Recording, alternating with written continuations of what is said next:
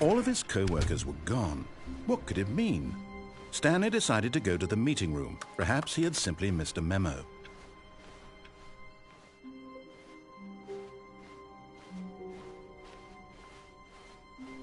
When Stanley came to a set of 2 open doors, this was not the correct way to the meeting room, and Stanley knew it perfectly well. Perhaps he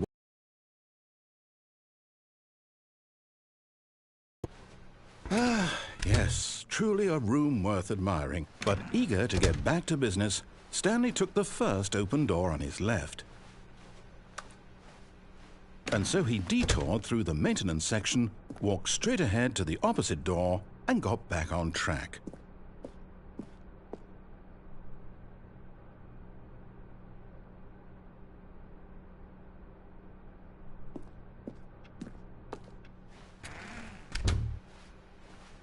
Yet there was not a single person here either. Feeling a wave of disbelief, Stanley decided to go up to his boss's office, hoping he might find an answer there.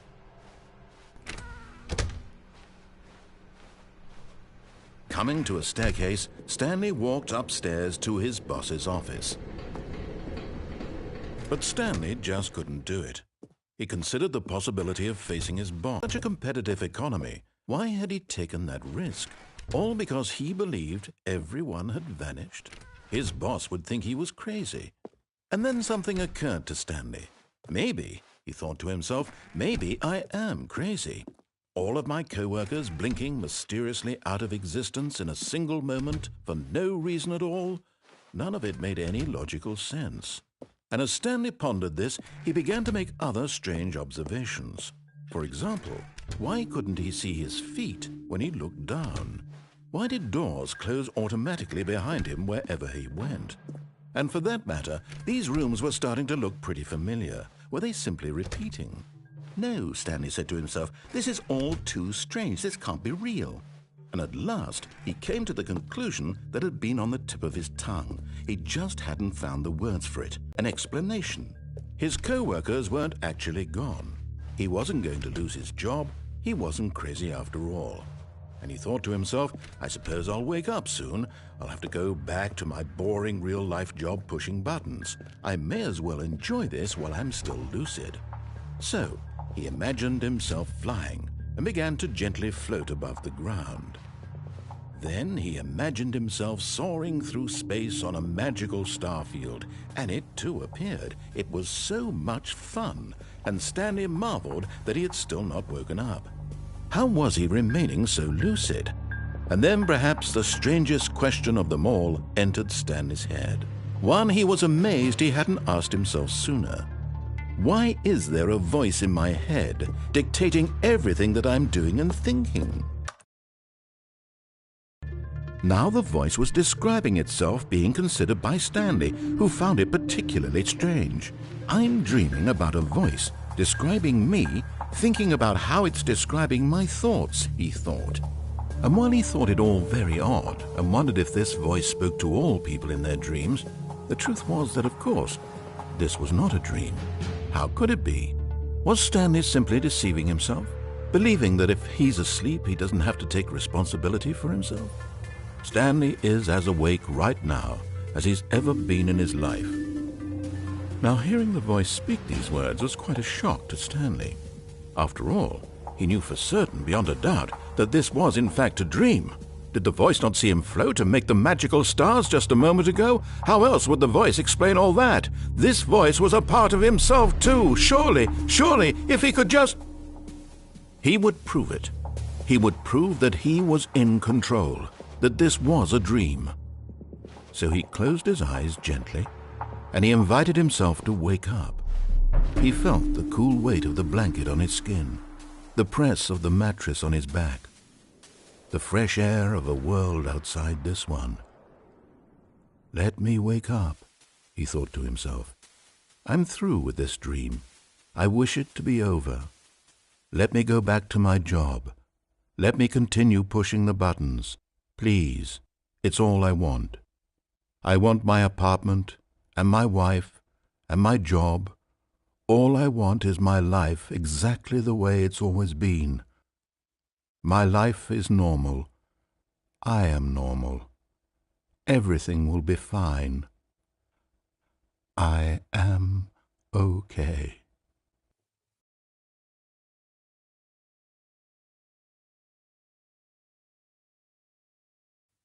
Stanley began screaming. Please, someone, wake me up. My name is Stanley. I have a boss. I have an office. I am real. Please, just someone tell me I am real. I must be real. I must be. Can anyone hear my voice? Who am I? Who am I? And everything went black.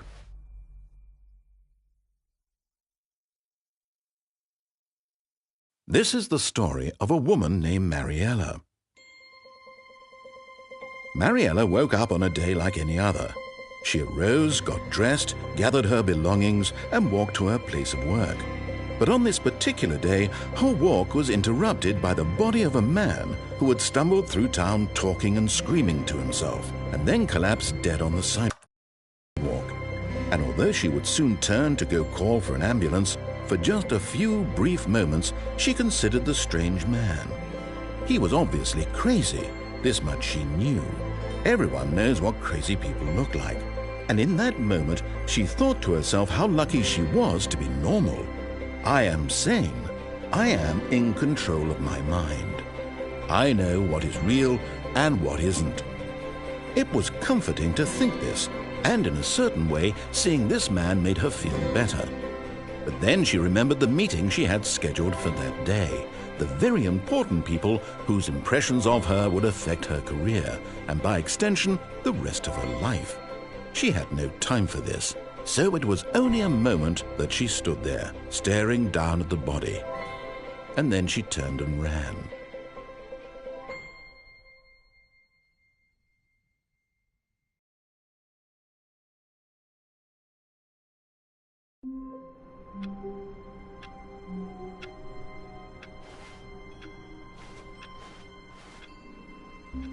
All of his co-workers were gone. What could it mean?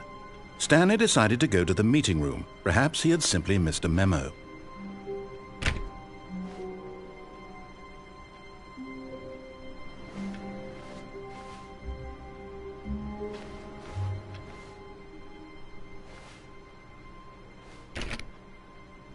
Oh, please.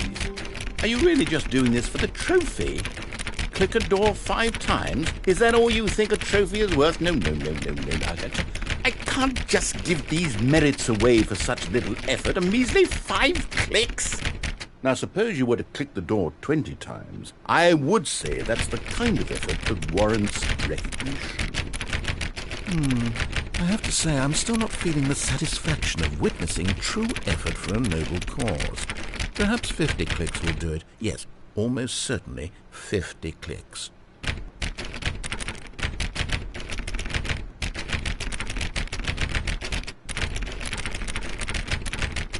No, I'm still not feeling it. I want this trophy to have meant something.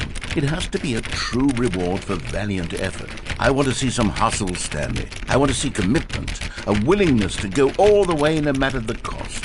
Why don't you go put 20 clicks into door number 417?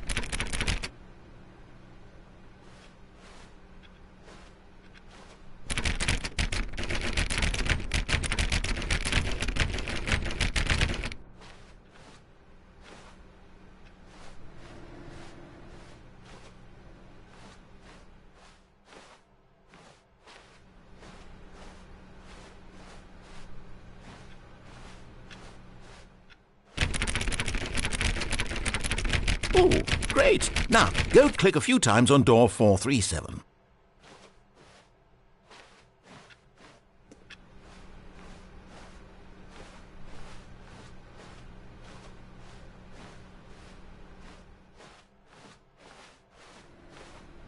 Excellent. I think we're getting somewhere. Now, door 415. Let's give it 10 clicks or so.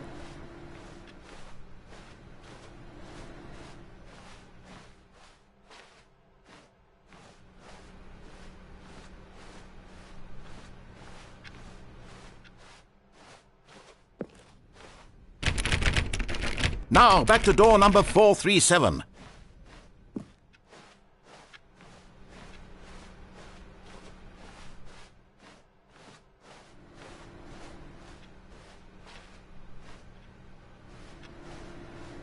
Let's see. How about you click on, well, I don't know, the copy machine?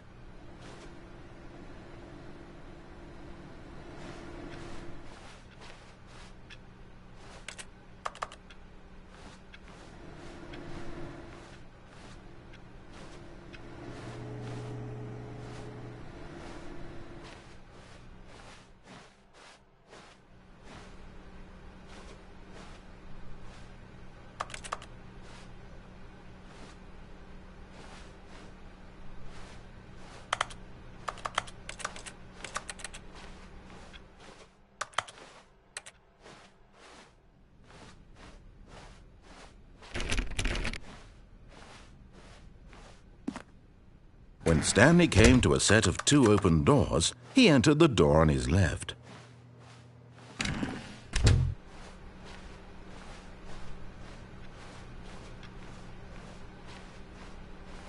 Yet there was not a single person here either. Feeling a wave of disbelief, Stanley decided to go up to his boss's office, hoping he might find an answer there.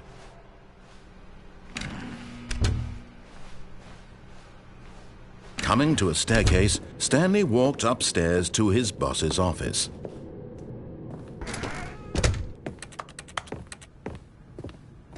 Stepping into his manager's office, Stanley was once again stunned to discover not an indication of any human life. Shocked, unraveled, Stanley wondered in disbelief who orchestrated this, what dark secret was being held from him. What he could not have known was that the keypad behind the boss's desk guarded the terrible truth that his boss had been keeping from him. And so the boss had assigned it an extra secret PIN number, 28. By simply pushing random buttons on the keypad, Stanley happened to input the correct code by sheer luck. Amazing. He stepped into the newly opened passageway.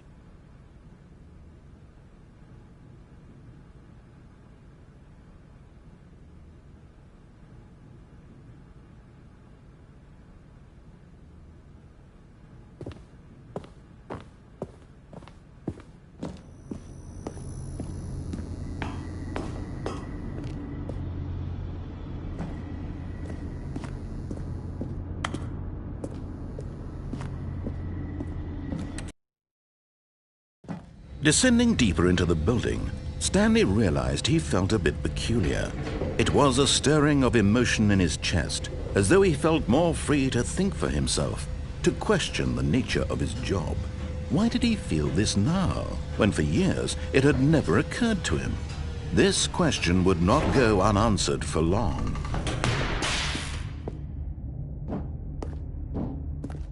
Stanley walked straight ahead through the large door that read Mind Control Facility. Although this passageway had the word Escape written on it, the truth was that at the end of this hall, Stanley would meet his violent death. The door behind him was not shut. Stanley still had every opportunity to turn around and get back on track. At this point, Stanley was making a conscious, concerted effort to walk forward and willingly confront his death.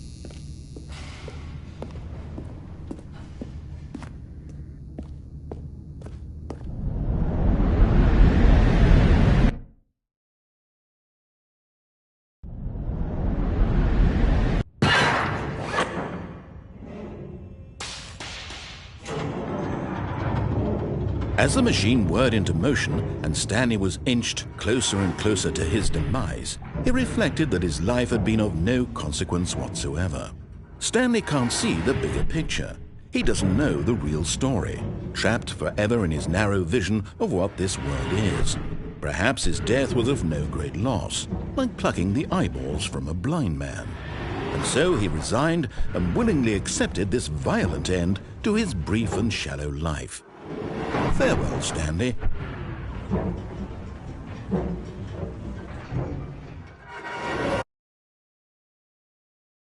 Farewell, Stanley, cried the narrator, as Stanley was led helplessly into the enormous metal jaws.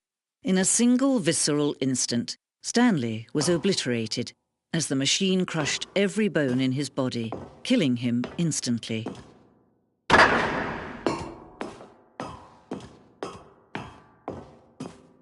And yet it would be just a few minutes before Stanley would restart the game, back in his office, as alive as ever. What exactly did the narrator think he was going to accomplish? When every path you can walk has been created for you long in advance, death becomes meaningless, making life the same. Do you see now? Do you see that Stanley was already dead from the moment he hit start?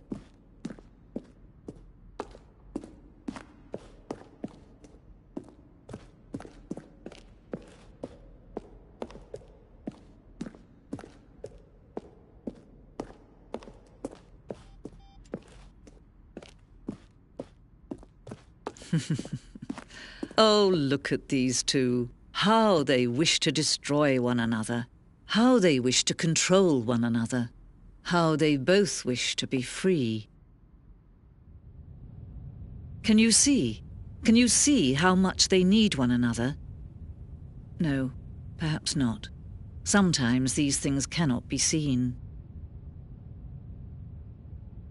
But listen to me. You can still save these two. You can stop the program before they both fail. Turn off your PlayStation. There's no other way to beat this game. As long as you move forward, you'll be walking someone else's path. Stop now and it'll be your only true choice.